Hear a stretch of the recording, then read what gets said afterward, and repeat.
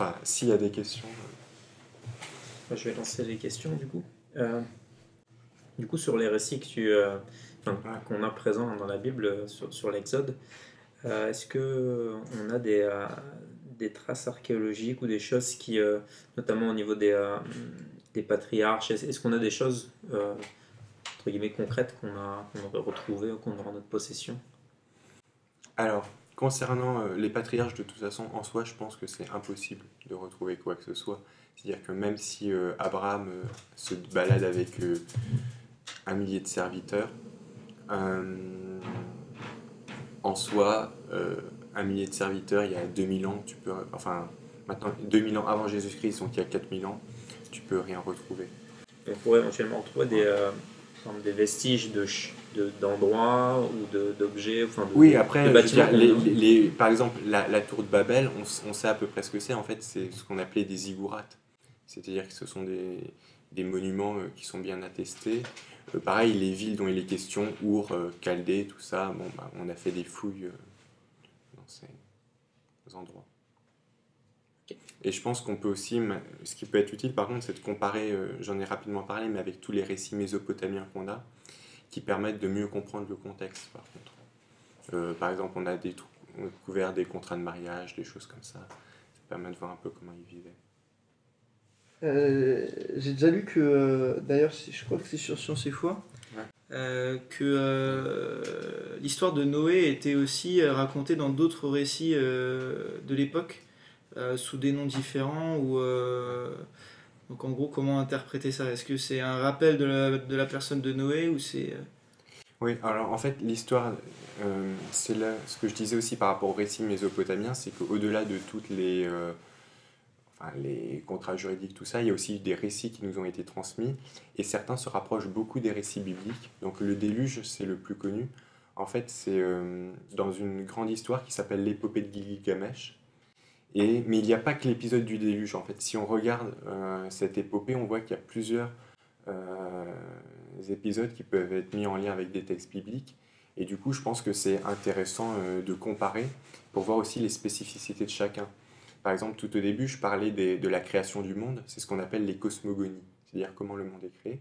Et là, ce qui peut être intéressant, c'est de voir comment chaque peuple présente la création du monde, pour voir les spécificités. Et ce que je disais, le prologue de la Genèse, sa particularité, c'est justement de présenter un Dieu unique, alors que souvent ce sont plusieurs dieux qui créent le monde. La deuxième particularité, c'est un acte souverain, alors que souvent, pas toujours, mais souvent, la création du monde est en fait une lutte. Et enfin, il y a un peu un mélange des fois entre créature et les dieux.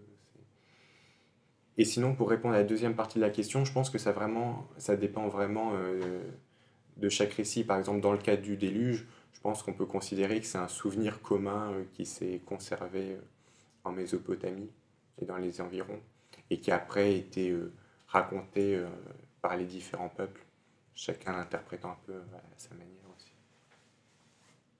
J'ai une deuxième question. Dans la Genèse, on voit que l'âge des personnes est déjà beaucoup plus important qu'aujourd'hui.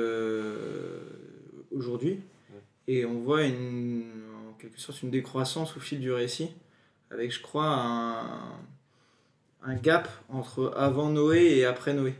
Donc comment interpréter ça? Comment déjà interpréter les personnes qui vivent 900 ans, etc. Alors justement là, du coup, ça rejoint un peu d'un sens la question précédente. C'est-à-dire que si on regarde en fait les récits mésopotamiens, par exemple, on voit que les premiers rois de Mésopotamie vivaient en moyenne 30 000 ans. Donc, à côté de ça, dans la Bible, c'est plutôt des petits joueurs, puisqu'en fait, la limite, c'est à peu près 1000 ans. Enfin, personne n'atteint les 1000 ans, mais il y en a plusieurs qui sont à 900 ans. Et comme tu l'as précisé, il y a vraiment une rupture au moment du déluge, puisque au moment du déluge, la durée limite de l'âge est fixée à 120 ans. Même si on voit que les patriarches vivent un peu plus que 120 ans. Alors après, la question, comment interpréter cette longueur d'âge? Il y a différentes réponses. La mienne, enfin personnellement, je pense que ces âges sont là pour nous indiquer que ces premiers récits en fait ne se situent pas vraiment dans le domaine de l'histoire. à proprement parler. C'est-à-dire que l'histoire, on peut dire, commence après. Là, c'est plus un cadre général. Et je pense que c'est aussi le sens des récits mésopotamiens.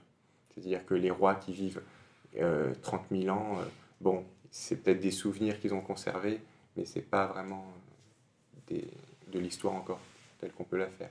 Et c'est en fait progressivement, on rentre de plus en plus dans le domaine de l'histoire.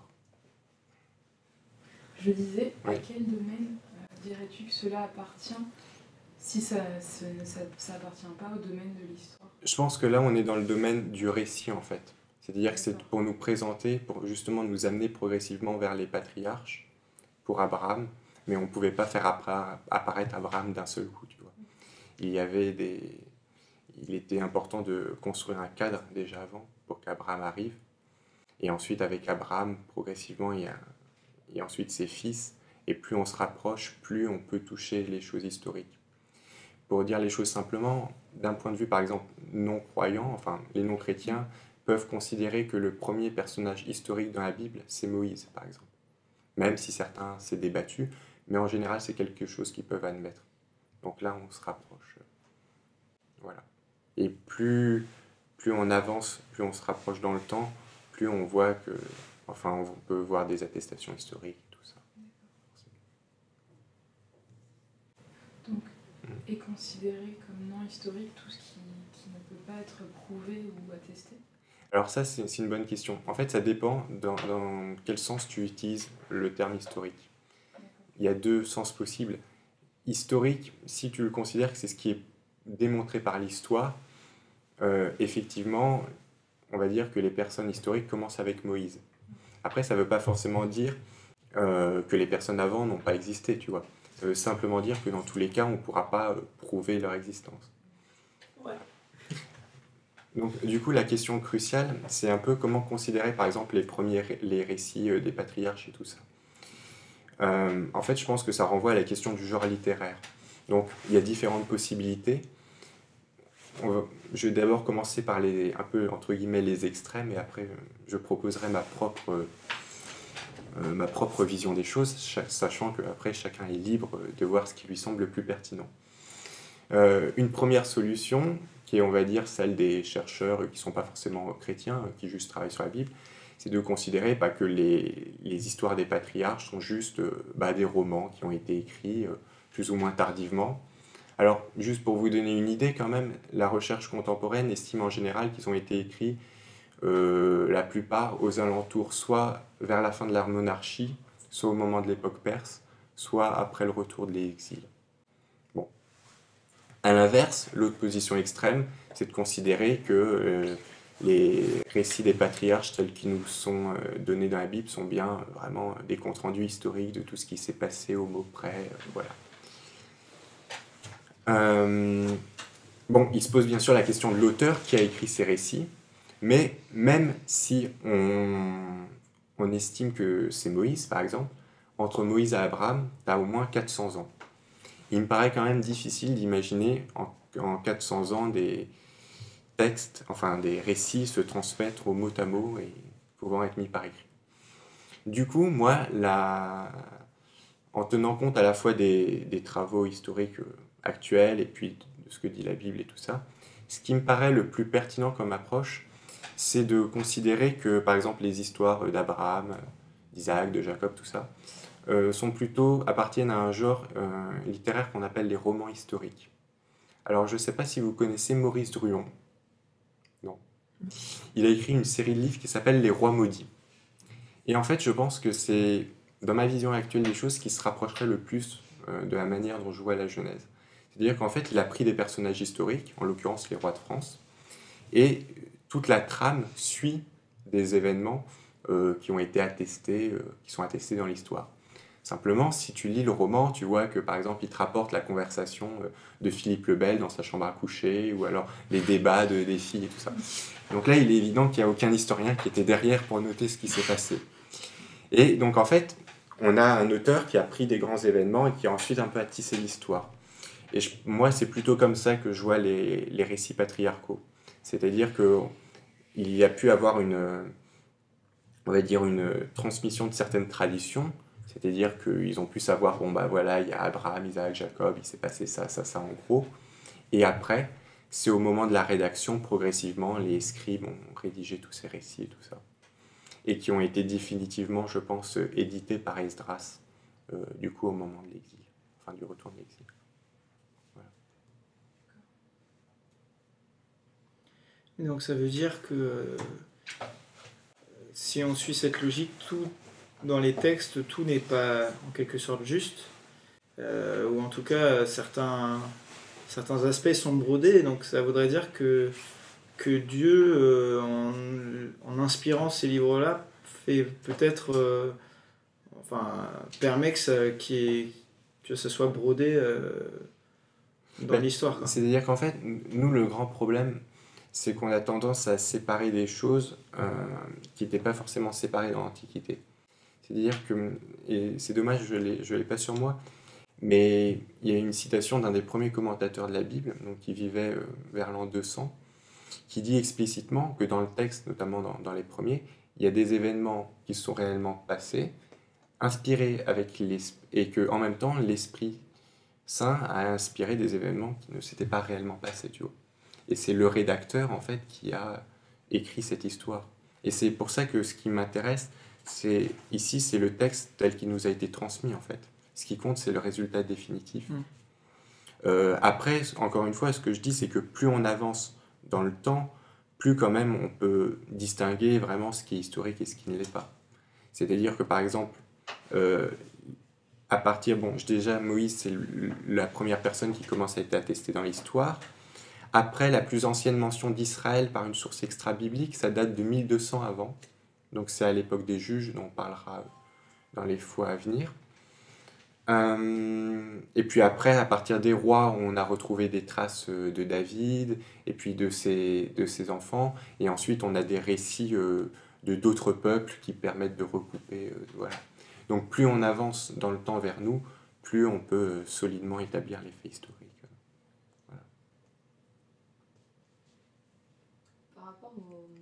Aux différentes, au Targum, Ouais. Septante, tout ça.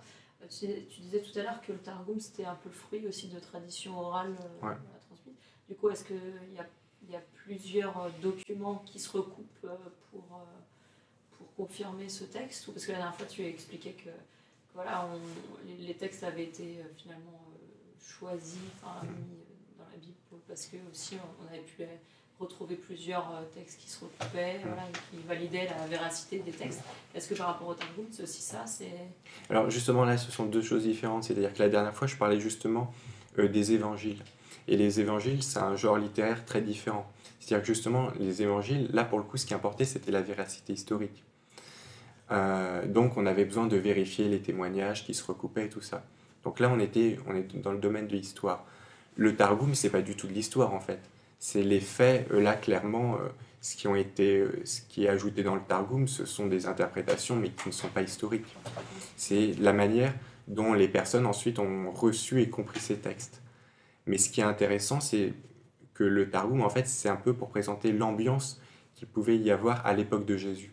C'est-à-dire que quand quelqu'un allait à la synagogue à l'époque de Jésus, c'est pas le texte hébreu qu'il écoutait, c'est le texte araméen, parce qu'il ne comprenait pas l'hébreu. Donc ce qu'il recevait, c'était pas le texte hébreu tel que nous on le lit, mais le texte araméen tel qu'il était déjà interprété. Et après, je vous présenterai notamment la prochaine fois dans le livre d'Exode. Alors ceux qui ont un peu lu mon blog connaissent l'exemple, mais on voit que dans le Nouveau Testament, par exemple, Paul fait référence au Targum, y compris des personnages qui ne sont pas mentionnés dans la Bible, mais qui sont mentionnés dans le Targum. Donc voilà, en fait, j'ai parlé du Targum surtout pour comprendre la manière dont on pouvait percevoir la Bible à l'époque de Jésus. Donc le Targum, c'est un ouvrage qui était... est-ce que c'est un ouvrage qui était à disposition du coup des... Alors en fait, il a été mis par écrit après. Il faut imaginer qu'en fait, à l'époque de Jésus, dans les synagogues, on lisait le texte hébreu, et ensuite, quelqu'un traduisait en araméen, et en fait, c'est en traduisant en araméen qu'il rajoutait toutes ces anecdotes, en fait. Et donc, c'est là où... voilà. Et donc, mais forcément, le peuple, lui, n'entendait que ce qui était en araméen. C'est après la mort de Jésus qu'est apparu le Targum? Ah non, avant. C'est-à-dire que c'est dès l'époque d'Esdras. En fait, c'est Esdras qui est le premier à traduire en araméen. C'est le D'accord. retour de l'exil. Mais après, l'hébreu n'a fait que décliner au profit de l'araméen. C'est-à-dire que de moins en moins de gens parlaient hébreu. Et ce qui s'est passé, c'est qu'après la mort de Jésus, il y a eu la révolte des Judéens. Et c'est à ce moment-là où on a mis par écrit, puisqu'ils ont été dispersés. Et en général, c'est quand on est dispersé qu'on commence à mettre les choses par écrit, forcément. Parce qu'on a peur que ça se perde. Dans le fond, est-ce qu'on pourrait considérer que du coup, ce qui était lu dans les synagogues, c'était bon à la fois le texte hébreu et du coup le Targum, mais que du coup Jésus considérait ce qui était dit, en tout cas le Targum éventuellement, comme quelque chose qui était valide en fait, même s'il y avait des ajouts. Bah, moi je pense que de toute façon à l'époque les personnes le considéraient comme aussi inspiré, puisque c'est ce texte-là qu'ils entendaient. Et on voit par exemple, alors là c'est légèrement différent, c'est le Midrash, mais c'est le même principe. Mais Paul, par exemple, plusieurs fois fait des références à ça dans ses lettres. Mais au fur et à mesure qu'on avancera, je donnerai des exemples.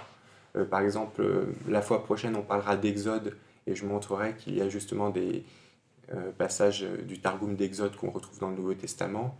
Après, on parlera de Nombre, et je montrerai que là aussi, en fait, il y a des passages de Nombre que l'on retrouve dans le Nouveau Testament, des allusions notamment dans les épîtres de Paul. Mais à l'époque, de toute façon, on va dire un auditeur lambda ne pouvait pas faire la différence entre ce qui était écrit dans la Bible et ce qui n'était pas écrit. S'il ne comprenait que l'araméen, il recevait tout en même temps. Ok, pour toi, quelle est l'importance de l'Ancien Testament aujourd'hui et quel est l'usage que nous, en tant que chrétiens, on doit en avoir ou on pourra en avoir? Parce que on sait que le Nouveau Testament, c'est plus historique. Paul nous donne un certain nombre de doctrines, il nous montre des choses. Mais du coup, comment peut être utilisé l'Ancien Testament aujourd'hui pour nous? Je pense déjà l'Ancien Testament prépare le Nouveau. Et notamment, c'est ce que j'aimerais... Alors là, on n'est qu'au début. Mais j'aimerais montrer justement que la vision de Dieu, en fait, évolue au fil du temps. Et progressivement, en fait, on voit qu'il y a comment on peut dire ça? J'avais parlé de révélation progressive la dernière fois. On apprend de mieux en mieux en fait à comprendre et à connaître Dieu. C'est pour ça qu'à la fin de ma présentation, j'ai voulu faire un petit bilan dans la Genèse pour voir quelle était la vision qu'on avait de Dieu en fait. Et en fait, on va suivre livre après livre en cherchant à chaque fois à voir comment les gens percevaient Dieu, quel rapport ils avaient avec lui. C'est pour ça aussi, par exemple, que j'avais insisté sur Abraham comme intercesseur, et voir un peu comment le rapport entre Dieu et les hommes évolue. Et ça nous montre justement après aussi ce qui est apporté par Jésus, en fait. C'est voir ce qu'il y avait avant lui pour voir ce qui est apporté par Jésus. Ça permet de mieux mettre en lumière. Et après, je pense que c'est quand même utile parce que ça peut nous servir d'exemple. Là, vraiment, j'ai survolé le texte. Mais si on étudie en détail tous les récits, il y a beaucoup de choses à en tirer pour nos vies aujourd'hui. C'est-à-dire la manière dont ils se sont comportés. Ça peut nous faire réfléchir, aussi bien en voyant ce qui a été bien fait que ce qui a été mal fait. Si on considère par exemple des récits dans la Genèse, on voit par exemple Abraham qui va sacrifier Isaac sur le mont. On voit ici les chrétiens vont voir une préfiguration de Christ. Où voilà, Isaac est le fils qui porte par exemple le bois sur le dos, etc. etc. Mais si on considère du coup, est-ce que par exemple, les juifs d'aujourd'hui pourraient considérer que en fait, ça ne parle pas du tout de Jésus parce qu'en fait, dans les textes, le bois était rajouté par exemple, ou comme on voit que ce n'est pas quelque chose qui est forcément historique, considérer que dans le fond, je ne sais pas si tu vois un peu la question. Ouais.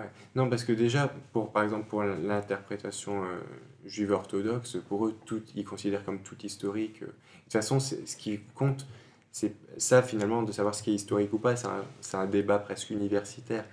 Mais ce qui compte, c'est de prendre le texte tel que nous on l'a. Simplement, là où les juifs ne seront pas d'accord, c'est justement comment interpréter le texte tel qu'on l'a. C'est-à-dire, ils ne vont pas contester le texte, mais ils vont contester l'interprétation. Après, je pense qu'il faut distinguer, c'est pour ça que la dernière fois j'avais parlé d'interprétation allégorique, c'est-à-dire qu'il y a différents sens. Il y a ce que dit le texte au sens littéral, et après l'interprétation spirituelle qu'on peut en donner. Par exemple, dans Galates 4, Paul donne clairement une interprétation spirituelle auquel le rédacteur humain du texte n'avait pas pensé.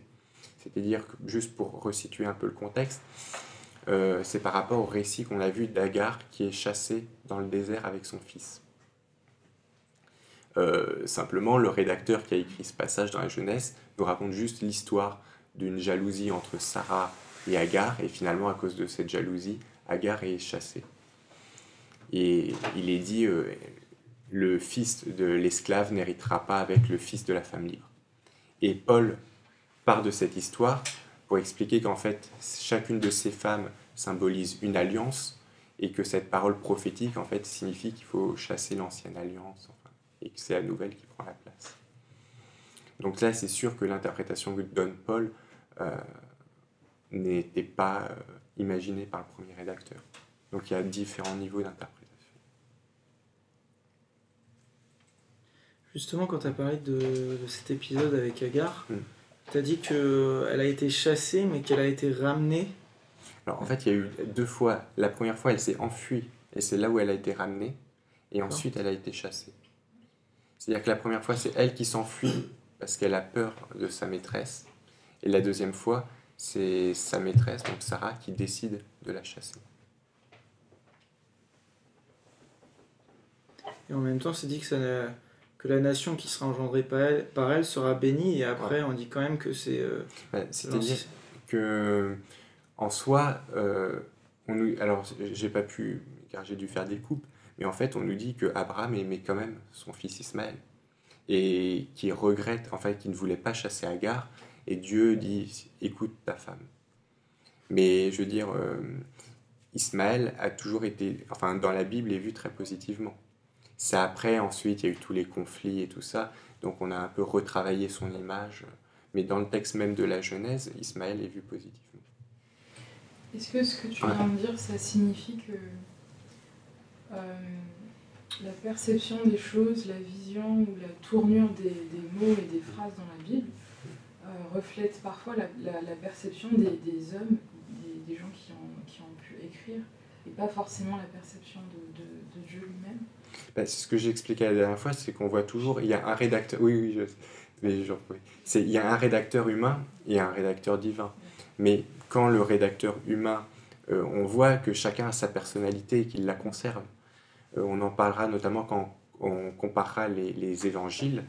On voit vraiment qu'on a des informations historiques sur les différentes personnes qui ont écrit les évangiles, et on voit qu'à l'intérieur des évangiles, on peut retrouver des éléments qui viennent confirmer ces éléments.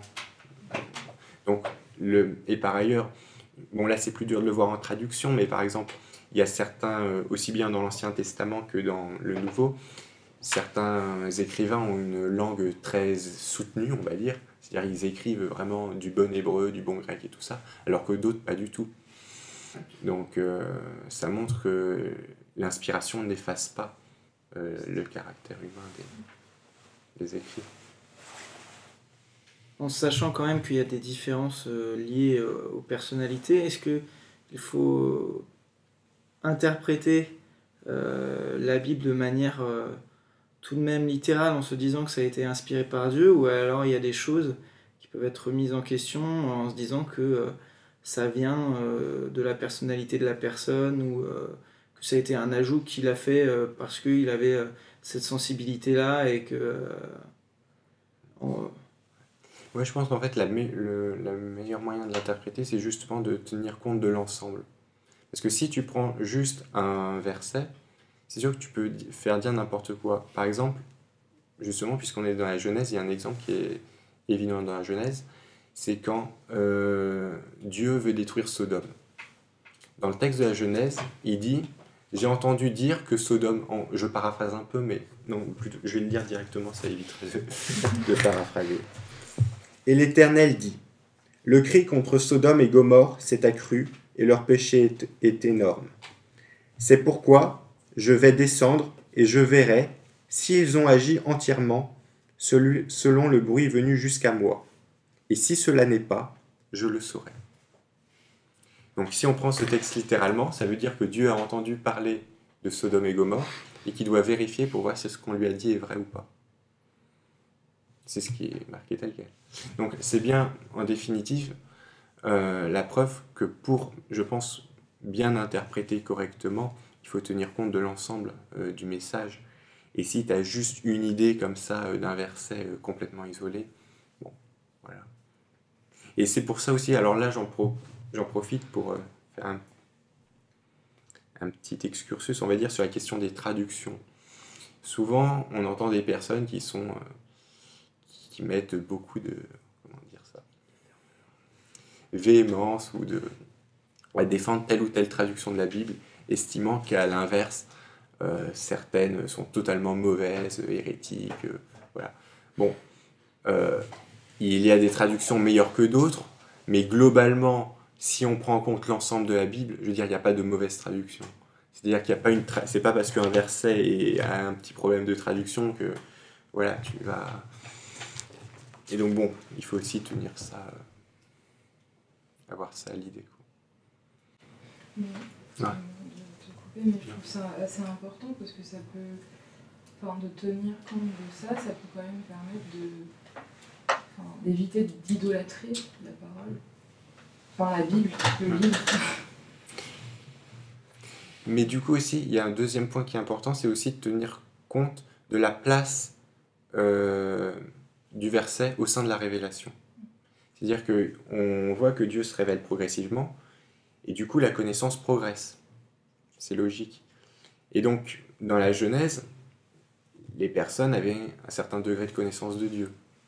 Après, on voit par exemple, pour prendre un exemple tout simple, dans les 5 premiers livres de la Bible, il n'est pas question de vie après la mort. Nulle part il est question de vie après la mort. Ça apparaît progressivement. Donc on ne peut pas citer par exemple un verset de la Genèse pour dire « Ah ben il n'y a pas de vie après la mort ». Il faut aussi tenir compte du moment où c'est révélé. Et bien sûr, je dirais que de toute façon, le point central, c'est Jésus lui-même. Et donc si on devait prendre un noyau, ce serait d'abord les paroles de Jésus, et après, par cercle concentrique, autour, voire... et toujours jauger à partir de là. D'autant que pour le coup, mais ça j'en reparlerai quand on verra les évangiles, là on a quand même une base historique solide pour reconstituer en fait les paroles de Jésus. C'est-à-dire que c'est ce que disait Laetitia, ce que j'expliquais la fois précédente, c'est là où on peut comparer en fait les différents évangiles en les mettant côte à côte et tout ça, et en fait on peut reconstituer un peu la vie de Jésus. Voilà, c'est notamment les 3 évangiles synoptiques qui proviennent de sources différentes et qu'on peut mettre en parallèle. Donc plutôt ce sera à partir de là qu'on peut juger le reste. Est-ce que selon toi, enfin j'aimerais juste avoir ton avis par rapport à ça, est-ce que Dieu accorderait moins d'importance que nous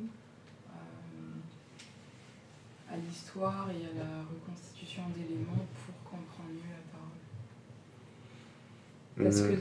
parole? Parce que si on regarde bien dans ce que tu as dit, c'est que des fois, il y a des petits détails qui ne sont pas forcément exacts, mais qui seraient en gros tolérés. Ce serait pas grave, quoi. Ça n'empiète pas sur le plan de Dieu, donc en gros, c'est toléré. Donc est-ce que c'est je dirais qu'en fait, ça dépend de quels événements historiques on parle. En fait, par exemple, on voit que dans le Nouveau Testament, Paul dit « au moment ». Choisi par Dieu, il a envoyé tout ça. Donc on voit que Dieu fait attention à l'histoire.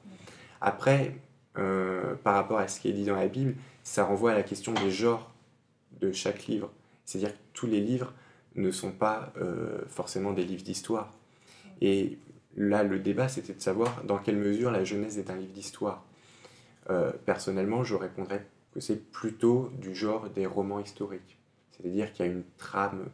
notamment à partir des patriarches qui peut être historique, mais après ça a été rédigé par les rédacteurs. Mais par exemple, on parlera un peu plus tard des livres des rois, là par contre on voit que ce sont des livres d'histoire. Et ce qui est intéressant avec les livres des rois, c'est qu'on a des livres de d'autres peuples qui viennent confirmer voilà, les événements qui nous sont rapportés. Donc je pense qu'en fait ce qui est important, c'est surtout de s'intéresser au genre de chaque livre. Après, il y en a qui peuvent être débattus. Mais je ne vais pas empiéter, mais par exemple la question d'Esther est très discutée. Est-ce que Esther est censé être un livre d'histoire ou simplement un roman? C'est pas évident, on en parlera une autre fois. Mais ça veut quand même dire que Dieu n'utilise pas uniquement l'histoire. Ah non, ça c'est sûr. Bah, le meilleur exemple, c'est Jésus lui-même qui parle beaucoup en paraboles. Et parfois, alors ce qui est intéressant, c'est que des fois, les paraboles, on le voit plus forcément, mais des fois mélangent des éléments historiques et des éléments qui ne le sont pas.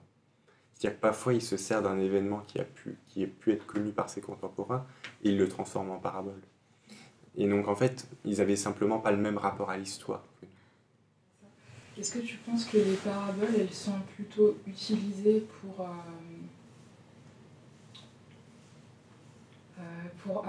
compliquer ou pour faciliter la compréhension? Je pense qu'il y a les deux, en fait. Il y a les deux. Parce qu'il y a un verset, alors ça peut paraître étonnant, mais il y a un verset qui dit très clairement que c'est pour cacher les choses.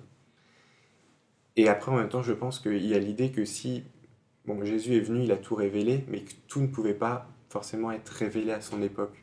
Du coup, c'est peut-être pour être compris plus tard. Donc il y a des paraboles qui ont pu être énoncées à son époque, mais qui n'étaient pas faites pour être comprises à son époque, et que maintenant, on peut peut-être mieux comprendre. Et après, par contre, je rajouterais aussi, ça dépend aussi à qui tu t'adresses. C'est-à-dire qu'il y a des personnes, ça leur parlera beaucoup plus si tu leur parles en parabole, tandis que pour d'autres, ils ont besoin au contraire d'un raisonnement très carré. Voilà. Donc après, c'est aussi un même message, l'évangile, adapté à chacun. Voilà, le moyen de transmission peut être adapté à chacun, en fonction de la culture, de la personne, de la personnalité. Bon, la question, c'est bon. Voilà. Merci du coup pour l'enregistrement. Merci à toi.